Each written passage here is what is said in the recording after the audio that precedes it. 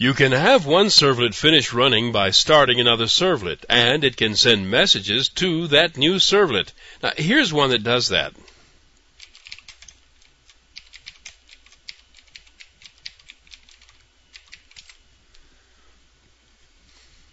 This is the doGet method, which is the one called by the arrival of a get command. The request object that comes into this method has a setAttribute method that you can use to store messages. Actually, they're more like properties. Each one of these attributes has a name and a string value. The name is used to name the message, and the string is the message itself. Now, we need to get a dispatcher to send the get command to the other servlet. That's done by calling the getServletContext method to get a servletContext object. A call is then made to getRequestDispatcher to get a requestDispatcher object that can be used to issue a get command to a servlet named showMessage. Now, this is the method call that actually sends the message. Notice that it uses the same request and response objects that were sent into this method. These objects are now being sent to a new instance of the showMessage object.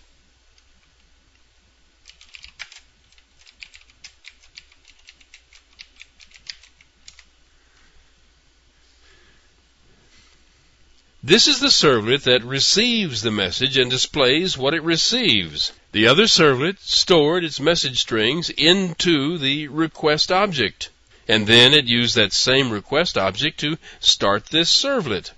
That is, this servlet receives everything the previous one did, plus the messages.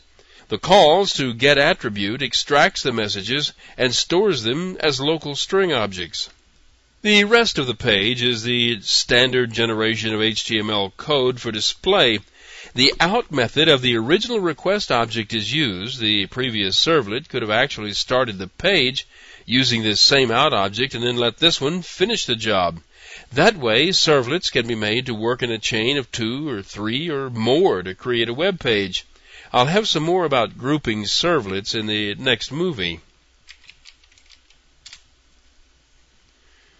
Add these two servlets then to the web.xml file, compile them, create a new WAR file, and dispatch the WAR file to the server.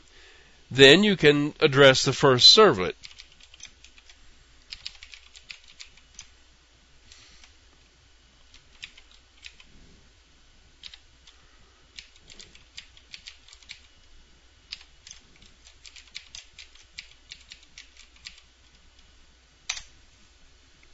And that's what it looks like. This URL actually activated one servlet, which modified the contents of the request object and passed the job on to the second servlet for display.